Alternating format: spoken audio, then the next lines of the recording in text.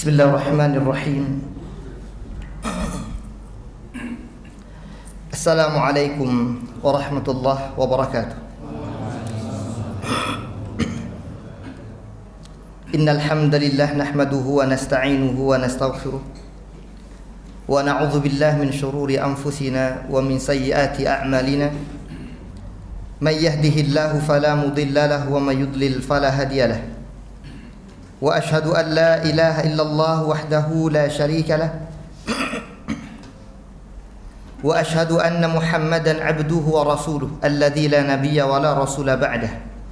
Ya ayyuhalladzina amanu taqullaha haqqa tuqatih wa la tamutunna illa wa antum muslimuna amma ba'd. Ma'asyiral muslimin wal muslimat rahimani rahimakumullah. Puji syukur kita kepada Allah Tabaraka wa Ta'ala, Zat yang senantiasa mencurahkan nikmat-nikmatnya kepada kita semua. Semoga nikmat yang Allah Subhanahu wa Ta'ala berikan kepada kita semua tidak habis-habisnya kita rasakan, terlebih nikmat keimanan dan keislaman mudah-mudahan bisa kita bawa sampai mati. Wala tamutunna illa wa antum muslimun. Jangan mati kalian, kata Allah, kecuali kalian dalam keadaan muslim. Salawat beriring salam semoga senantiasa tercurah kepada Nabi kita, Nabi Muhammad sallallahu alaihi wasallam, kepada keluarga beliau, para sahabat, para tabi'in, atba'at tabi'in, dan setiap orang yang mengikuti beliau, termasuk semua kita yang hadir hari ini. Mudah-mudahan tergolongkan ke dalam umat Nabi sallallahu alaihi wasallam yang senantiasa mengikuti sunnah beliau sampai Allah Subhanahu wa Ta'ala wafatkan kita nantinya, amin ya rabbal alamin. Para jamaah yang Allah Subhanahu wa Ta'ala muliakan, pada pertemuan malam hari ini insyaallah kita akan lanjutkan kembali kajian kita dari kitab Al-Jami' karya Al-Imam Al-Hafidh Ibnu Hajar Al-Asqalani rahimahullahu ta'ala rahmatan wasi'ah, di mana hadis yang kita bacakan terakhir, hadis yang ke-9 dari sahabat Ali bin Abi Thalib radhiyallahu anhu arda. Beliau mengatakan Rasul sallallahu alaihi wasallam bersabda, la tabda'ul yahuda wan nasara bisalam wa idza laqitumuhum fi tariq fattarruhum ila adyaqih. Akhrajahu Muslim. Di mana kata Ali bin Abi Thalib radhiyallahu anhu arda, ketika beliau mendengarkan Rasul sallallahu alaihi wasallam bersabda, jangan kalian mulai untuk mengucapkan salam kepada orang-orang Yahudi dan kepada orang-orang Nasrani. Ini adab-adab salam. Kita tidak diperbolehkan untuk memulai mengucapkan salam kepada mereka dengan ucapan tahiyat al-Islam, assalamu alaikum warahmatullahi wabarakatuh. Dilarang sama Nabi. Wa idza laqitumuhum fi tariq, kalau kalian bertemu mereka di satu jalan, fattarruhum ila adyaqihi, pepet mereka. Coba bayangkan, bukan disuruh perluas. Hadis ini dikeluarkan oleh Al-Imam Muslim. Jazakallah barakallah. Hadis ini dikeluarkan oleh Imam Muslim. Kita semua tahu kalau sudah dikeluarkan Imam Bukhari, dikeluarkan oleh Imam Muslim, kira-kira hadisnya sahih apa enggak? Oke. Sepakatin dulu, hadis ini jelas hadis yang sahih. Seakan di sini kita lihat, ini kemarin kita sudah bahas sebenarnya, ini cuma hanya mereview ulang ya, pembahasan kita yang lalu. Seakan kok kayaknya gitu-gitu amat gitu loh agama ini. Karena memang Allah Subhanahu wa Ta'ala mengatakan Muhammadun Rasulullah walladzina ma'ahu asyidda 'alal kuffar ruhama bainahum. Kata Allah Subhanahu wa Ta'ala, sifat dan ciri khas, karakteristik Nabi kita Muhammad sallallahu alaihi wasallam dan orang-orang yang bersama beliau. Siapa orang-orang bersama Nabi? Ya jelas para sahabat, bukan kita. Kita enggak bersama Nabi. Kita enggak hidup di zaman Nabi. Kita hidup 1400 setelah Rasul sallallahu alaihi wasallam wafat. Nah, Rasul sallallahu alaihi wasallam dan orang-orang yang bersama beliau asyidda 'alal kufar, keras tegas, enggak lembek, enggak letoy, enggak lemes. Kalau berhadapan dengan orang-orang kufar, tegas, keras. Adapun kepada sesama kaum muslimin, ruhama, berkasih sayang, berlemah lembut, menampakkan kecintaan. Cium kepalanya misalnya kan, cium tangannya, nah, itu dia kepada sesama kaum muslimin. Itu namanya al-wala. Ini sekarang gugur marwah martabat Islam dan kaum muslimin dengan oknum-oknum yang nampaknya nggak ngerti masalah akidah. Waliyadzubillah. Saya tidak ingin sebutkan contohnya, saya kira antum tahu. Ini pembahasan kita yang lalu. Saya tidak ingin kembali lagi pada pembahasan masa lalu. Ini sekarang kita akan bahas tentang hadis-hadis berikutnya. Jadi Islam itu harus ya'lu wa la yu'la. Islam harus berada di atas, tidak boleh menunduk, tidak boleh merendah kepada orang-orang di luar Islam. Tegas, ayat, hadis Nabi jelas di sini disebutkan. Fattarruhum ila adyaqihi, bukan malah silahkan memperluas. Enggak, disuruh dipersempit sama Nabi agar enggak seenak-enaknya tenteng-petenteng itu kan orang-orang di luar Islam. Ini untuk menunjukkan izzatul Islam wal muslimin. Tapi lagi-lagi pada prakteknya banyak orang-orang yang kebablasan dengan alasan-alasan toleransi dalam agama. Subhanallah. Di mana toleransi agama? Enggak ngerti yang namanya toleransi. Toleransi itu membiarkan orang fadhal silakan. Kami enggak ngusik kalian beribadah, enggak ngusik kita. Enggak kita larang-larang, gereja enggak kita hancurkan, enggak. Yang hancurin itu bukan diri kita. Terorisme. Orang-orang yang suka menteror, nakut-nakutin orang, bukan ajaran Islam. Islam enggak pernah mengajarkan untuk meneror orang, enggak. Nakut-nakuti orang, enggak. Apalagi kalau orang itu dilihat tidak melakukan keburukan kepada kaum muslimin. Baca surah Al-Mumtahanah ayat yang ke-8 itu. Itu yang Allah tegaskan. La yanhakumullah 'anil ladzina lam yuqatilukum fid din walam yukhrijukum min diyarikum an tabarruhum wa tuqsitu ilaihim innallaha yuhibbul muqsitin. Kata Allah Subhanahu wa taala, Allah enggak pernah larang kok, kata Allah. Allah yang katakan itu. Enggak pernah larang-larang kalian, enggak pernah halang-halangi kalian untuk melakukan dua, berbuat baik dalam perkara-perkara duniawi. Nah, lihat ini baik-baik. Berbuat baik dalam perkara-perkara sosial, enggak pernah. Atau berlaku dan berbuat adil. Kepada siapa? Dua. Orang-orang di luar Islam, di mana ciri mereka satu, tidak menyerang kalian dalam urusan-urusan agama kalian, enggak sedang memusuhi kalian, enggak ngajak tengkar kalian. Yang kedua, enggak mengeluarkan kalian dari tempat tinggal kalian di mana kalian berada, enggak ngusir kalian, enggak menjajah kalian.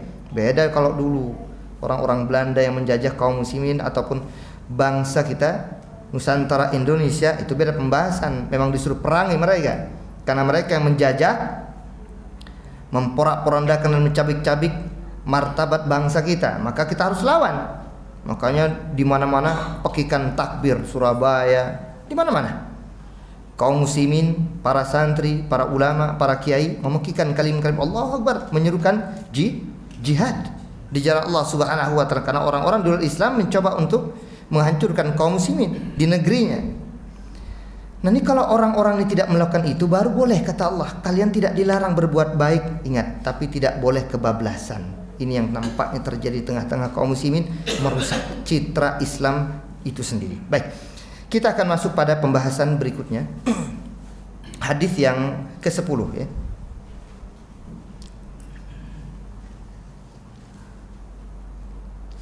Hadis yang ke-10 ini pun sama. Ini datang dari sahabat Rasul sallallahu alaihi wasallam. Siapa? Ali bin Abi Thalib radhiyallahu anhu. Antum yang pegang kitab sama enggak dengan punya saya? Di saya ke-10 nih hadisnya. Di antum ke berapa? 10 juga. Alhamdulillah. Berarti sama. Karena kadang setiap penerbit percetakan kadang tarkimnya beda-beda. Yang kesekian gak ada masalah.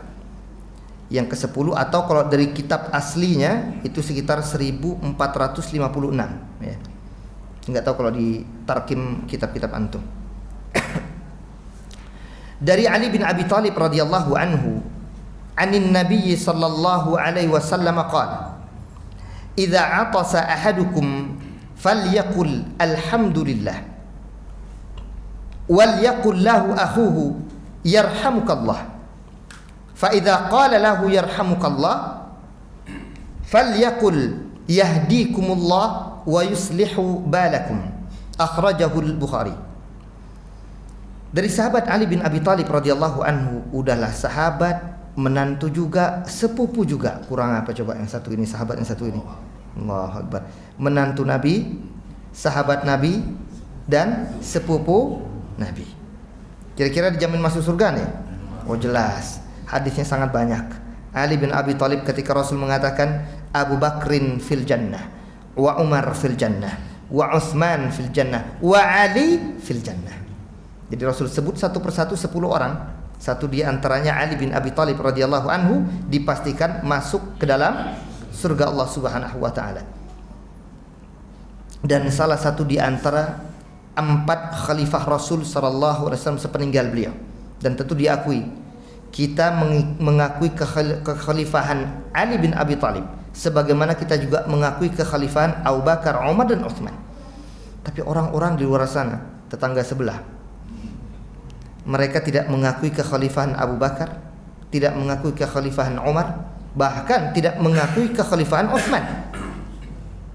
Allah, bayangkan Pak, Abu Bakar itu adalah selain sahabat, mertua Rasul sallallahu alaihi wasallam. Umar bin Khattab radhiyallahu anhu selain sahabat Nabi juga mertua Rasul sallallahu alaihi wasallam. Utsman sahabat Nabi plus menantu Nabi. Ini orang-orang terdekat Nabi semua. Tapi nanti jangan dituduhkan begini, Rasul kok cuma ambil orang-orang terdekatnya karena dia kebetulan adalah mertua, yang satu adalah menantu. Oh bukan. Karena memang ini bukan nepotisme. Beda halnya dengan pandangan sebagian manusia. Ia menganggap, oh Nabi Muhammad itu nepotisme, nggak adil nampaknya, seakan-akan memberikan kepemimpinan. Tidak, Rasul wafat. Rasul nggak pernah pilih Utsman kau jadi penggantiku, enggak kan? Begitu pula Umar bin Khattab radhiyallahu anhu, enggak. Abu Bakar betul, itu pun bentuknya isyarat. Tidak langsung Rasul katakan Abu Bakar kau adalah pemimpin setelahku, enggak. Enggak ada kalimat itu dari Nabi SAW. Cuma isyaratnya banyak. Isyarat. Kalau Rasul sakit, yang mimpin imam sholat siapa? Isyarat itu. Karena para jemaah Allah Subhanahu wa taala melihat, ini mohon maaf sedikit keluar dari pembahasan tak apa ya. Jadi kalau kita lihat Rasul sallallahu alaihi wasallam itu, beliau ketika beliau dalam kondisi sakit mengatakan kepada istri beliau tercinta Aisyah radhiyallahu anha, wahai Aisyah, perintahkan kepada bapakmu untuk mengimami salat.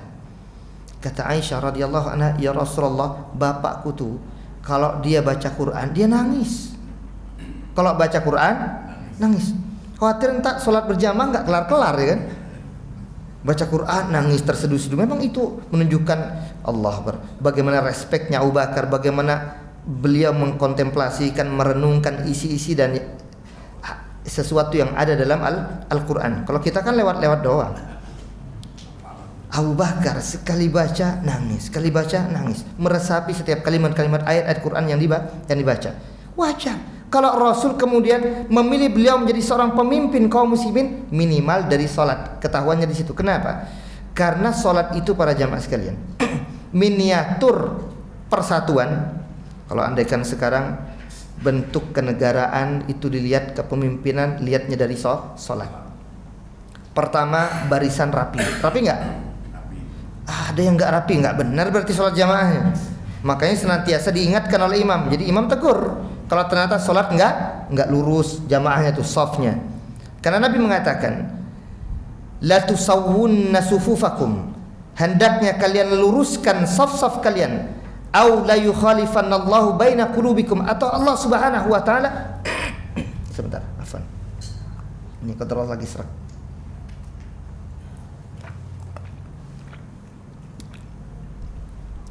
atau Allah Subhanahu wa taala akan cerai-beraikan hati-hati kalian.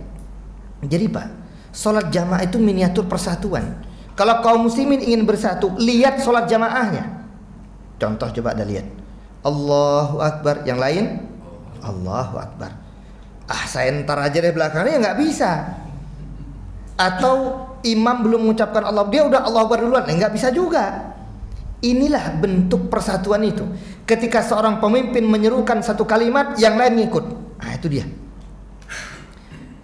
Andaikan ini benar-benar dikelola, seluruh kaum muslimin menerapkan ini dimanapun mereka berada, semua kompak dalam sholat berjamaah, mereka lurus, Allah akan ikat hati mereka, persatukan hati mereka. Nggak banyak pertikaian, nggak banyak perseteruan kayak hari ini di seluruh dunia, bahkan termasuk di negara kita tercinta. Antara satu muslim dengan muslim yang lain tengkar, berseteru, urusan remeh temeh. Subhanallah.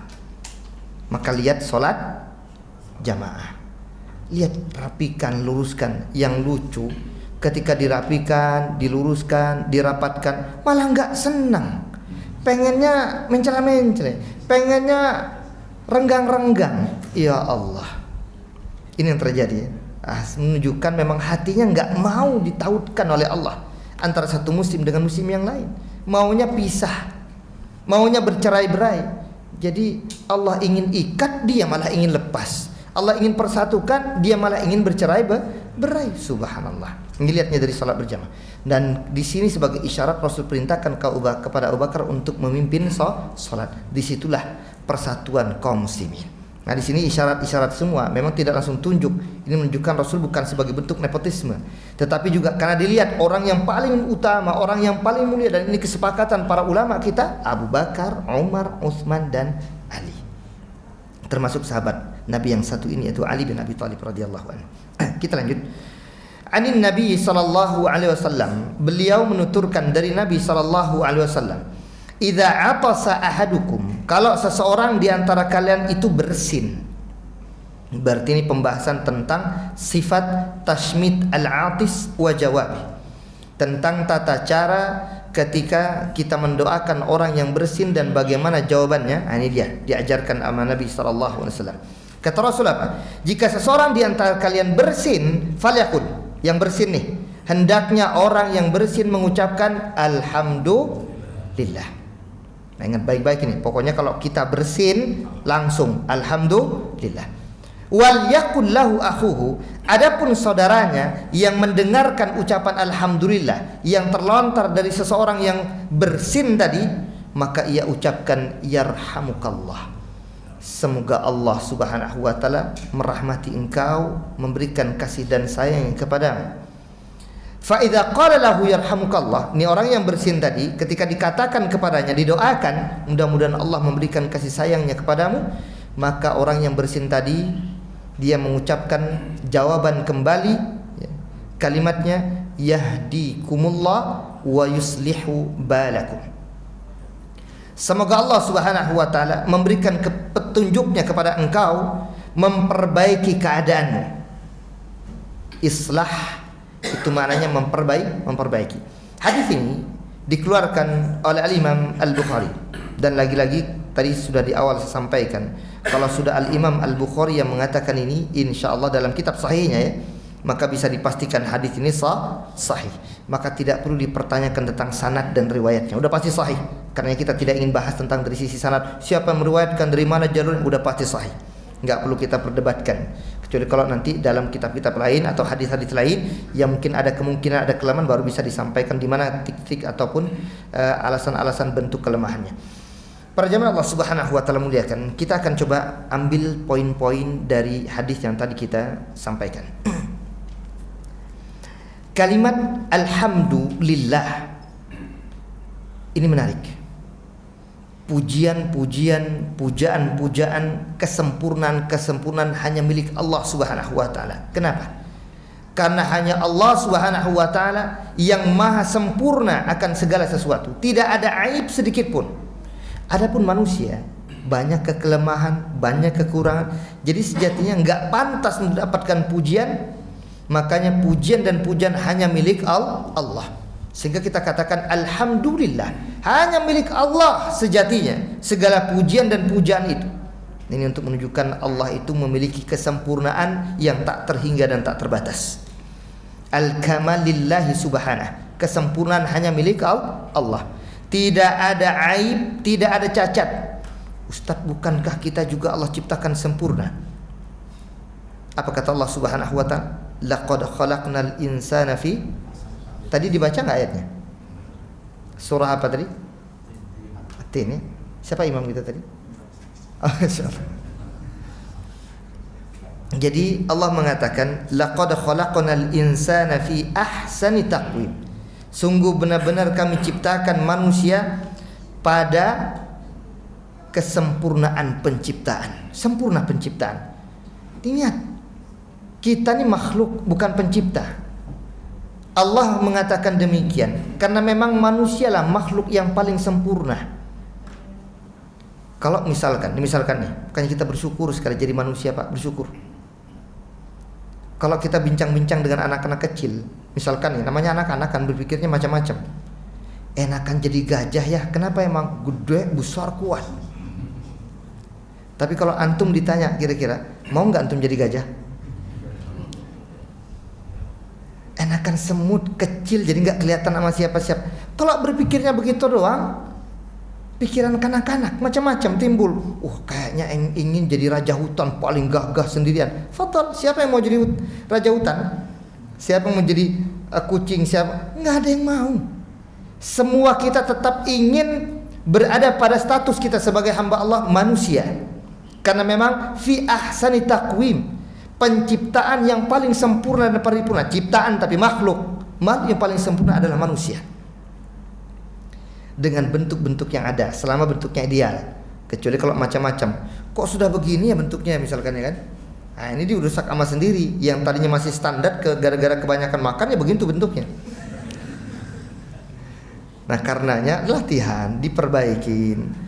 Karena memang Umar bin Khattab radhiyallahu anhu itu enggak suka kalau menyaksikan ada orang gemuk. Karena itu dikhawatirkan kebanyakan makan biasa menyebabkan malas untuk bergerak, malas untuk berbuat apalagi ibadah. Nah, karenanya dikurangin. Kalau nampaknya sudah olahraga masih belum juga, berarti memang makannya harus dikurangin ya kan. Sudah olahraga ke sana kemari, menunjukkan karena memangnya makannya berat dan banyak, makanya kurangin agar kemudian lebih gampang dan lebih mudah untuk beraktivitas. Kita kembali. Jadi manusia adalah makhluk yang paling sempurna yang Allah Subhanahu wa taala ciptakan di atas muka bumi ini. Kadang sebagian orang ingin jadi gini.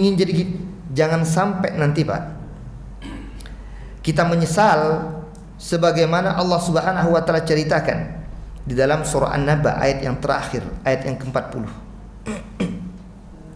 Wa yaqulul kafiru ya laitani kuntu turaba. Para ulama tafsir ketika menjelaskan ayat ini, Al-Imam Ibnu Katsir dan yang lainnya, kata mereka, ini nanti orang-orang kafir berkata kelak di hari akhir, wa yaqulul kafir ya laitani.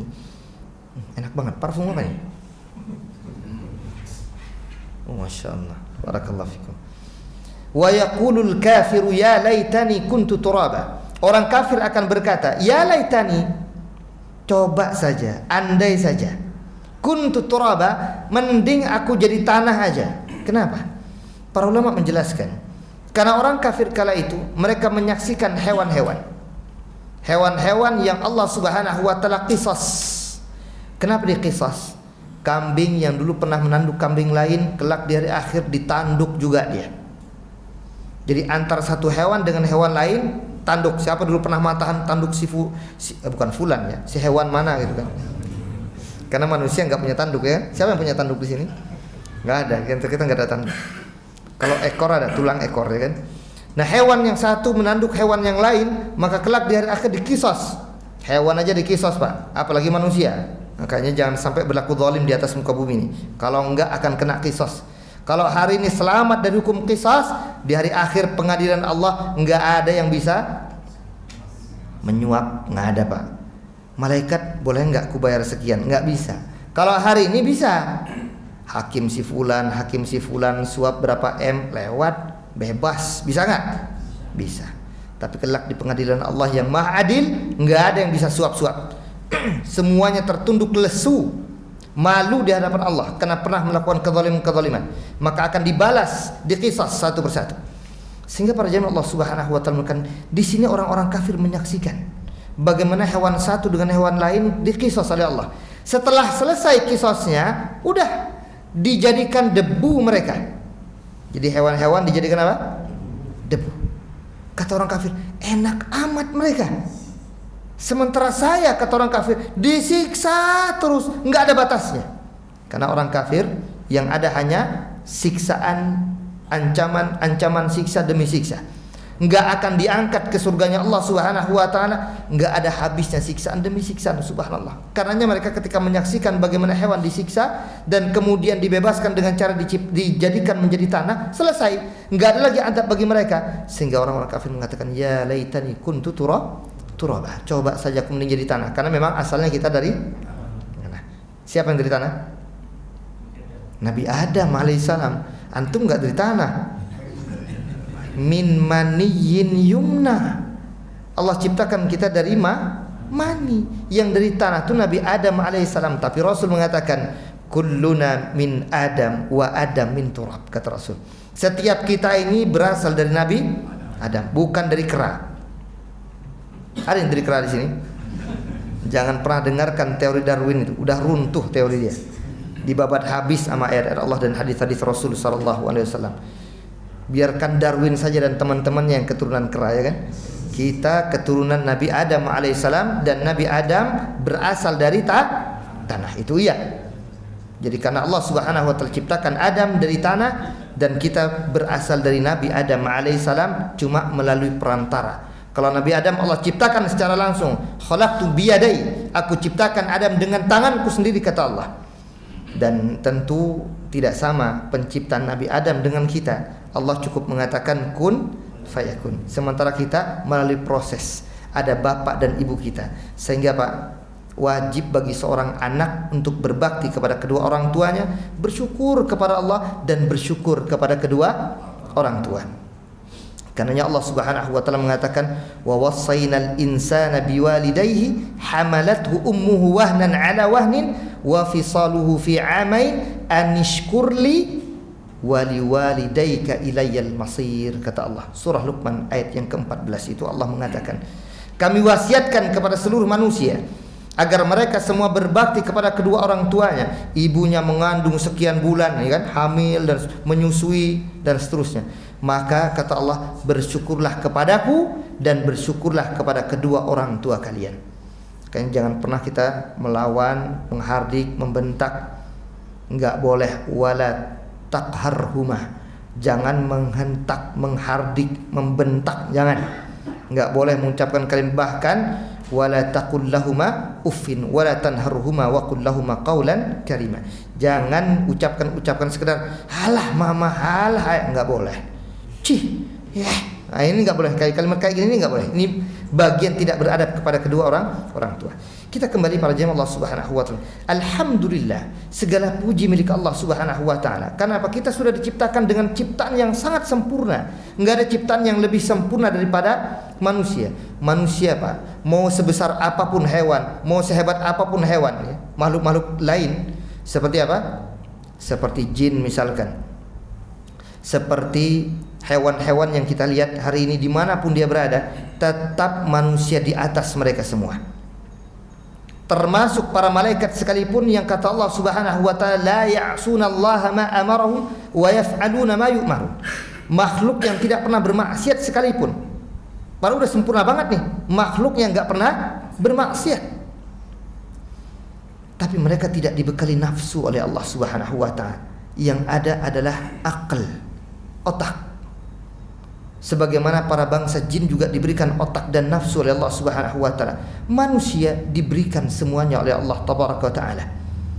Karenanya dua, Allah tegaskan dalam surah Az-Zariyat ayat 56 itu, wa ma khalaqtul jinna wal insa illa liya'budun. Kenapa yang lain enggak disuruh? Bukan enggak disuruh, mereka semua tunduk.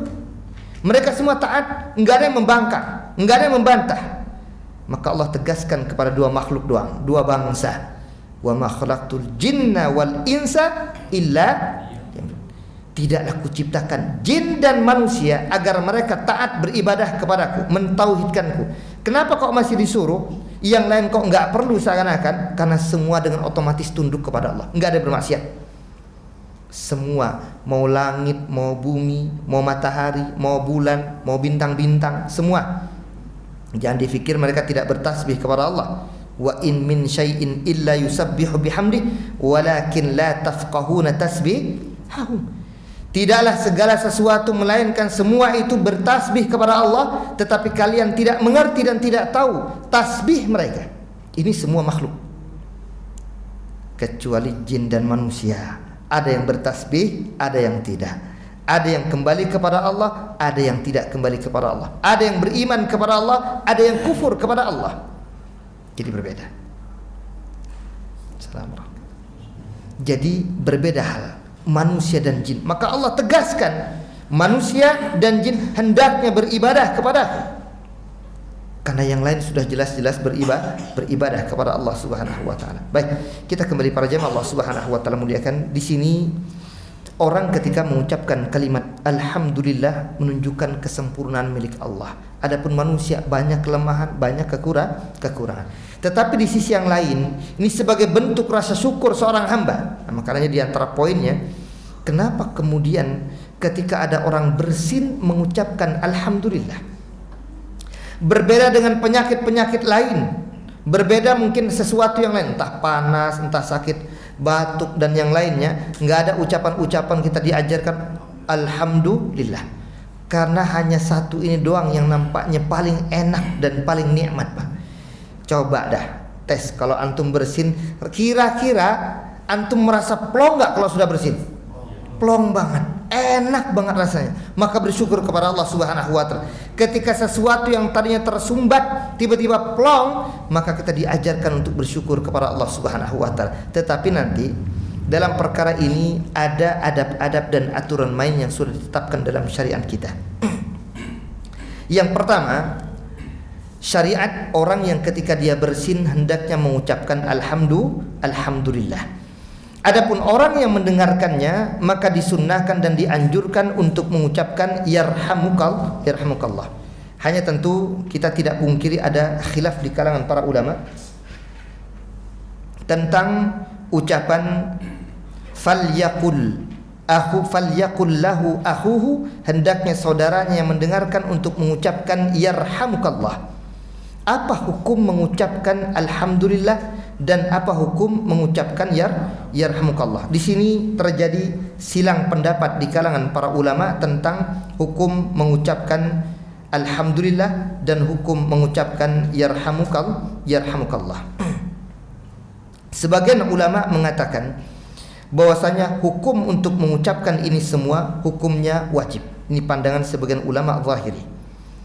Tapi banyak para ulama pula yang menetapkan tidak. Hukum untuk mengucapkan kalimat ini tidaklah wajib. Pertama, orang yang menjawab tadi, ini nanti dikiaskan dengan pembahasan salam yang sudah pernah kita bahas pada pertemuan sebelumnya. Ketika ada orang mengucapkan assalamualaikum, maka orang yang mendengarkannya menjawab waalaikumsalam. Begitu pula seorang yang mendengarkan ucapan alhamdulillah, maka orang yang ada di sebelah dan di samping atau yang mendengarkan ucapan alhamdulillah untuk mengucapkan yarhamukallah. Maka sebagian ulama mengatakan mengkiaskan, yang satu menganggap hukumnya fardu ain. Apa fardu ain? Kewajiban per orang, per person. Setiap orang, ini contoh saja, ini contoh, ini tes. Hashim, alhamdulillah. Nah, ini contoh-contoh. Apa yang untuk mengucapkan? Oke, anak akan mengucapkan yahdikumullah wa yuslihu balakum. Nah, sebagian ulama mengatakan fardhu. Setiap antum yang mendengarkan ucapan ana alhamdulillah wajib untuk mengucapkan yarhamukallah. Ini pandangan pertama. Pandangan kedua mengatakan tidak, hukumnya fardu kifayah.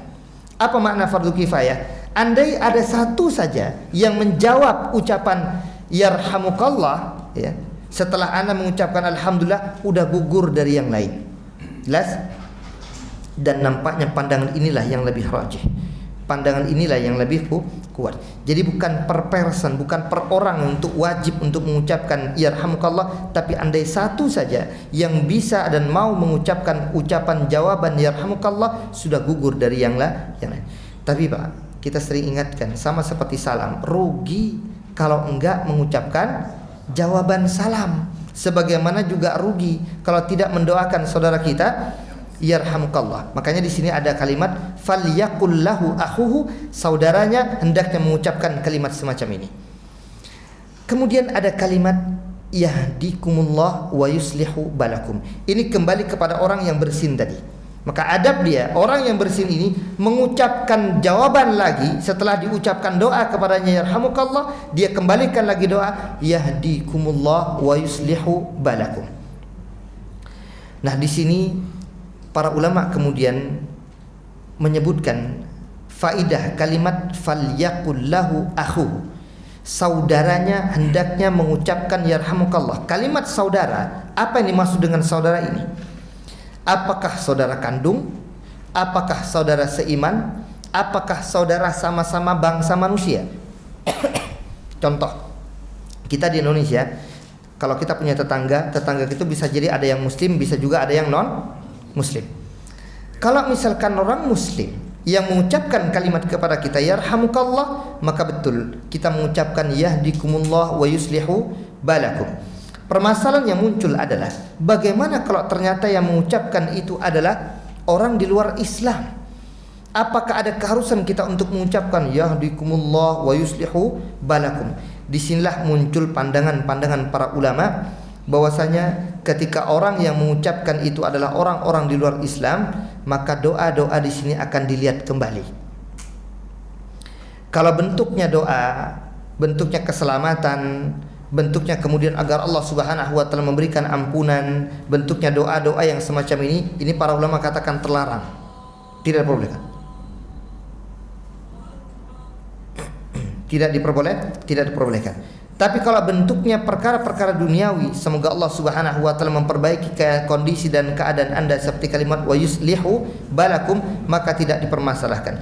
Tetapi hak di sini hanya khusus diberikan kepada orang muslim. Sebagaimana ungkapan Rasul sallallahu alaihi wasallam dalam hadisnya yang lain, fa haqqun ala kulli muslim an yushammitahu. Maka sudah seharusnya hak seorang muslim ketika dia bersin untuk diberikan kalimat-kalimat doa kepada orang tersebut.